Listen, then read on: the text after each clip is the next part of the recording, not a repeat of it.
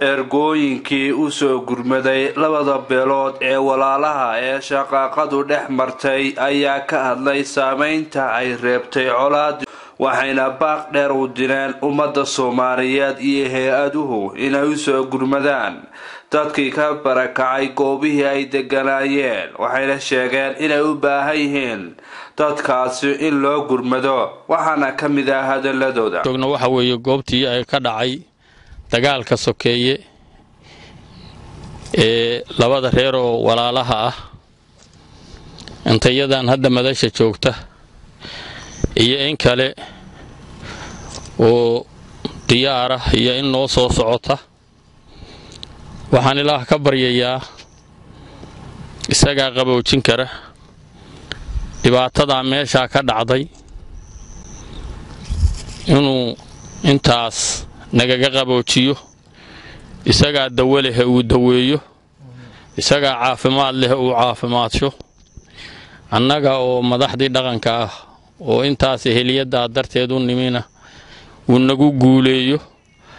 ayaga oo dad islaam ah oo dad wada dhashay na uu bogooda burcad isu mariyo nabadgeliyo uu qulubtooda inay qaataan nin geliyo waxa ka dhacday meeshaan dhibaato weyn iyo barakac magac kasta ha ku ismanaadeen meeshay doonaan ha joogeen waxaan caalamka soo gaarsiinaynaa halakan dhibaato weyn ayaa ka dhacday iyada oo aan tahay meeshii dagaalku ka dhacay qofku magacuu doono ha sheegto meeshuu doono ha joogo wuxuu doono ha ku ismanaado meesha dhibaatadu ka dhacday in loo soo gurmado wixii abaari tahay ama nololay ahaan jirtay in lala soo gaaro ayaanu caalamka u sheegaynaa mid dhow iyo mid dheer intaas ayaanu ku baaqaynaa ay noole koonaatay haddii aanu dalkii iyo dadkii aragnay inaanu dadkaas warbixintooda gudbino oo caalamka u gudbino waxaanu joognaa meel u dhow dhumay oo dhagax isku rogow la yiraahdo waxaanu nahay ergooyin badan oo ka kala yimiday Garoowe iyo Jigjiga iyo Laascaanood iyo Buuhoodle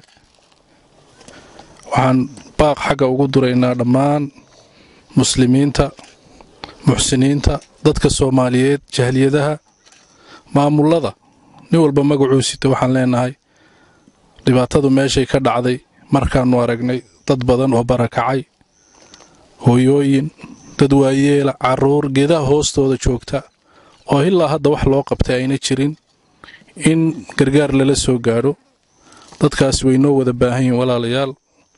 dad dhibaataysan weeye oo dagaalkii ku barakacay oo guryahoogii ka baxay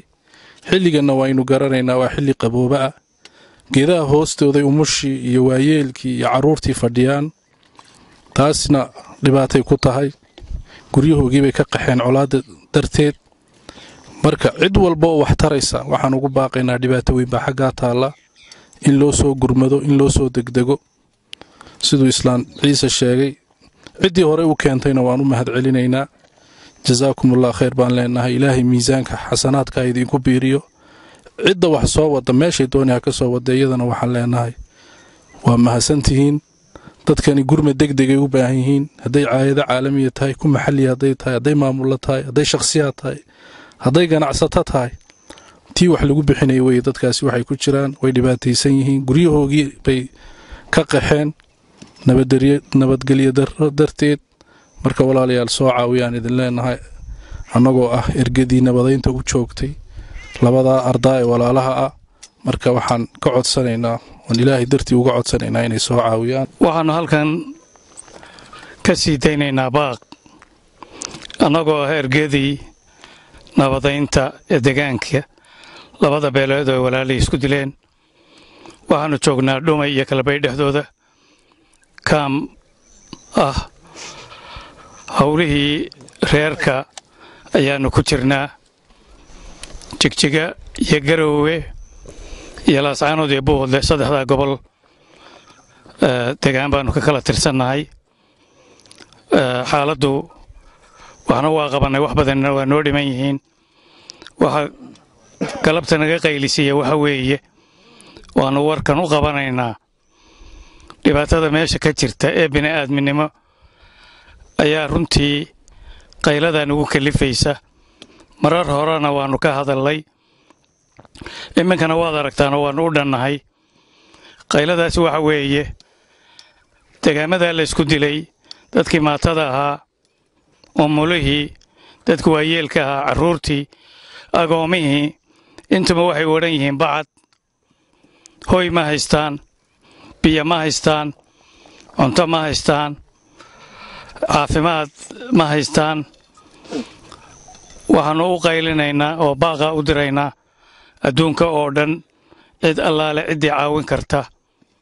dadka insaaninimo ku caawin karta islaamnimo ku caawin karta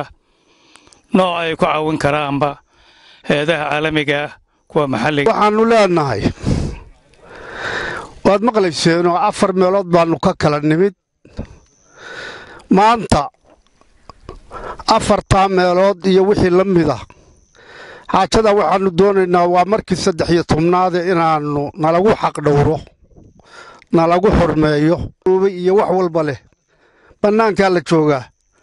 beesha caalamka hay-adaha kuwa dawliga iyo kuwa maxalliga iyo kuwa kasta ciddii kastee wax ka caawin karta baahida iyo dibadjoogga iyo dadkaas isbarakiciye isbaabiiyey waxaannu ka codsanaynaa in gacan loo fidiyo qadar maxamed cabdi tarabi TV caalamiga badda 24 TV magaalada Laasanood